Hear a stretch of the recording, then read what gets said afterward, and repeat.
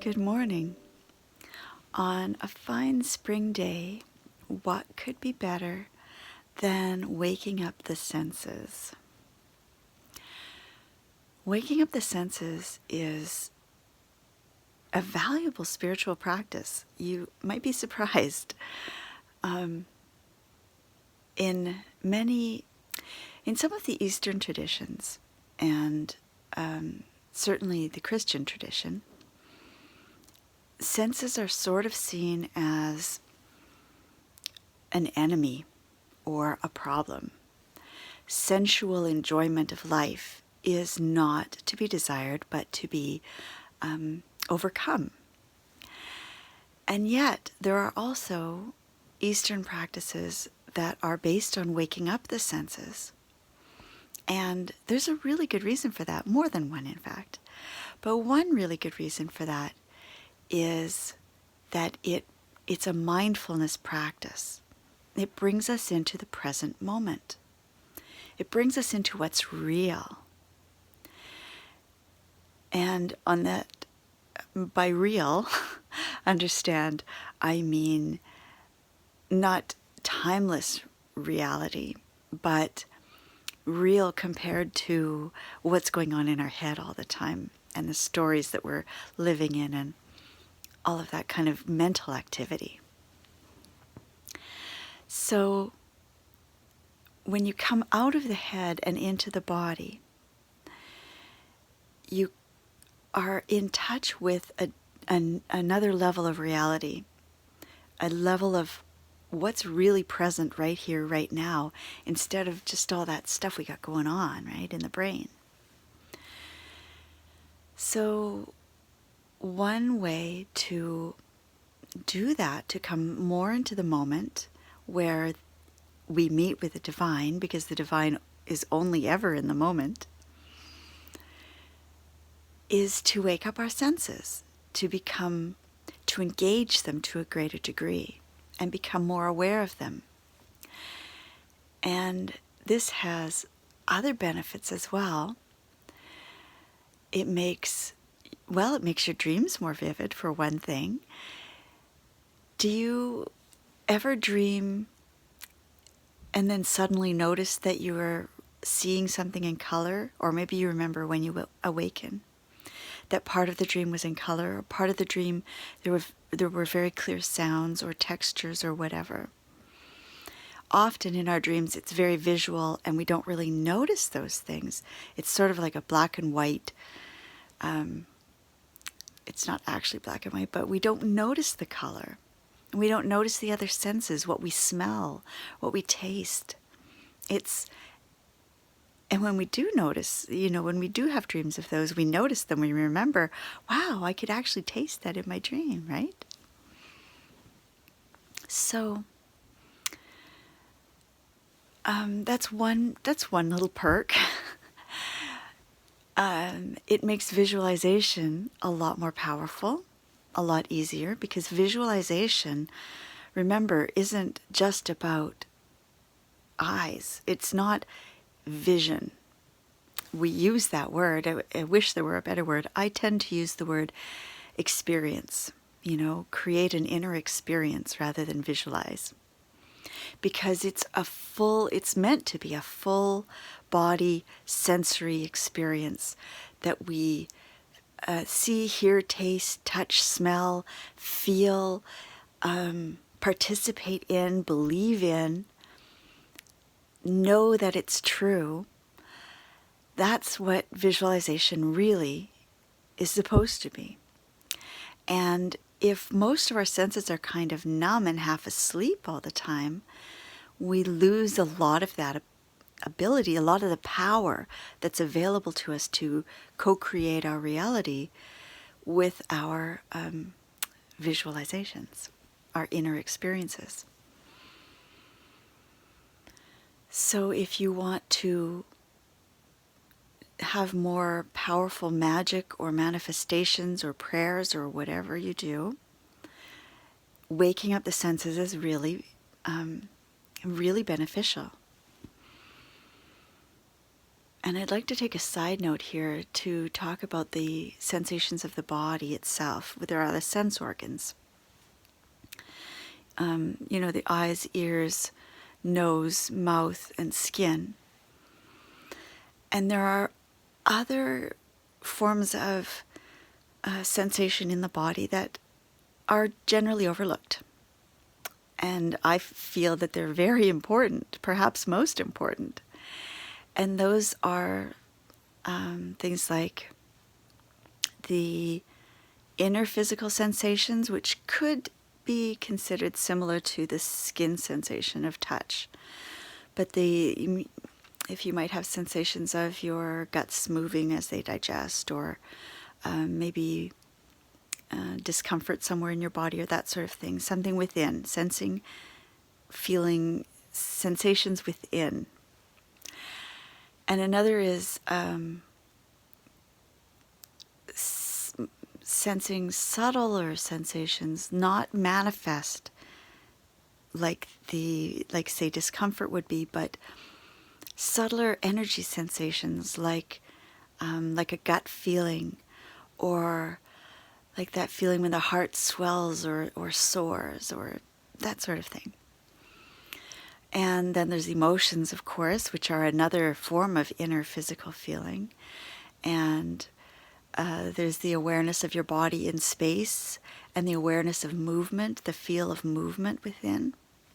There are all these different levels of inner sensation, of physical sensation, that we're kind of blind to and numb to in this culture, that can serve us really well when we wake them up, when we become more aware of them. They're already there.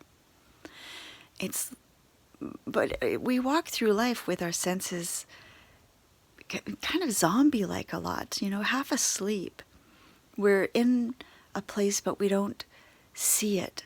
We don't feel it. We don't experience it. Our brain is really well trained, and this is an effective survival tool, but it's not so effective at awakening. We walk into a room, and our brain, instead of just opening and absorbing, taking in what's really there and what it's really like and how that experience is for us, our brain wants to skip ahead, and it just pastes a label on everything so that it doesn't actually have to think about them or engage with them in a deeper way. So we walk into a room and we go, table. We don't even have to look at the table anymore. We don't really notice it. When's the last time you walked into a friend's house and really noticed the table? What the edges are like, what the surface is like, the marks and imperfections, the texture, just everything about it. We don't do that. We tend to just go, okay, table.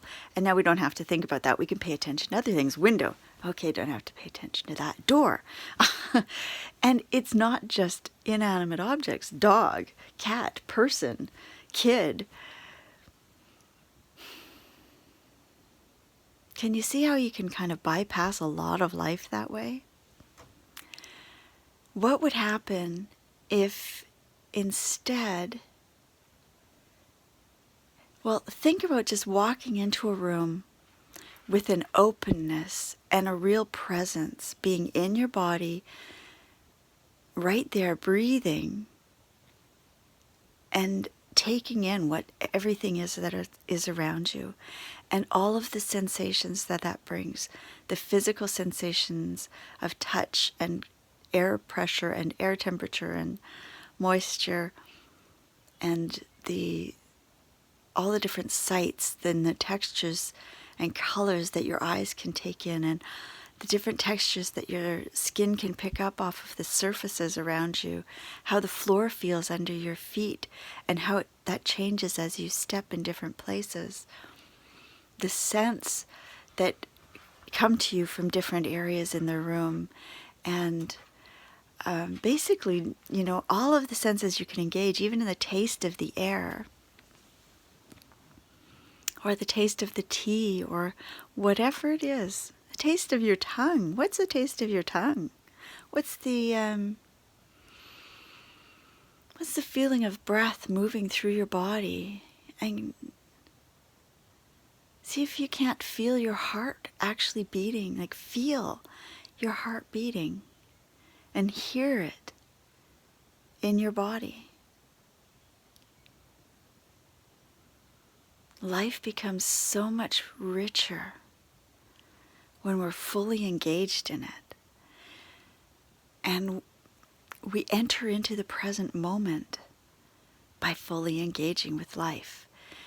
Coming into our senses is a mindfulness practice. So, how do we do that? Well, we've talked about one way, just becoming more aware of where you are.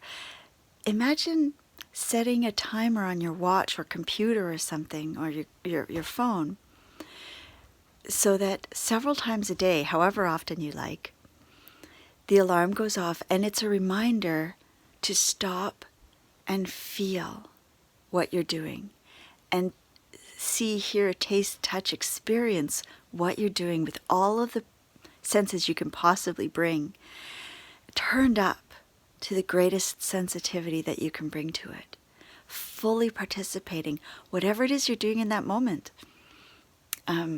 Eating a sandwich, walking down the street in the rain, going to the bathroom. It's all sacred. It's all holy. It's all the divine in action, the divine manifest in a physical form. This is one of the reasons I think that Wicca is so popular now, is because it functions on this level, especially Wicca spirituality. Not all Wicca does, I have to be clear on that. But Wicca spirituality, which is the form of Wicca that I've brought, which is a spiritual practice of Wicca, rather than just a religion of Wicca. But at any rate, people are called to it because it comes back into the body. It honors the body. It honors life on earth. It honors the beauty and miracle and magnificence of being here on this planet. And there's a part of us that's hungry for that. And that's the part that's waking up in the new paradigm, the shift of ages, the spiritual world, the spiritual age that's coming to be. We're going to be in the body and divine and aware of both at the same time. I get tingles, can you feel the power and brilliance of that? My cat can, that's her trying to get in. Okay, so another practice quickly is to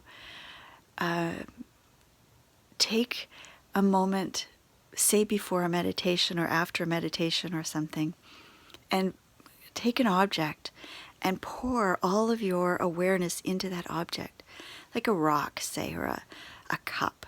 It doesn't matter what. Feel it, an orange, those are fascinating. Feel it, smell it, taste it, experience it fully, rub it on your skin, on your face, or, just use your imagination, play with it. Let your inner child come out and experience it as if you've never imagined such a thing before. And you're trying to find out all about it. And just that love that you can bring to something that makes you want to know it inside and out. That's also a really lovely practice. And notice what arises in you in terms of responses, inner responses, energy sensing, emotions, thoughts and feelings and images that might arise. And it's really helpful to make note of these things in a journal as you go along. It helps solidify the awareness and deepen your mind's consciousness of these things. Whenever we take the time to write something down, not only do we remember it better, because it's something that's outside of the mind, the mental process, the mind doesn't remember it as well. So we write these things down. And that's also a way of signaling your body and your mind, this is important. Pay attention to this. I want to do more of this. It's like programming that into your awareness to do more of. All right. I guess we already have our practice, don't we? See if you can't put those into action today. And please feel free. I would love to hear from you how it goes, or what you've taken from this talk that really stood out for you, or any inspirations that come to you about this. Let's share with each other and all be part of this growing awakening together. So with that, I wish you a very awake and activated and present, beautiful day. And I'll chat with you again tomorrow. Blessed be.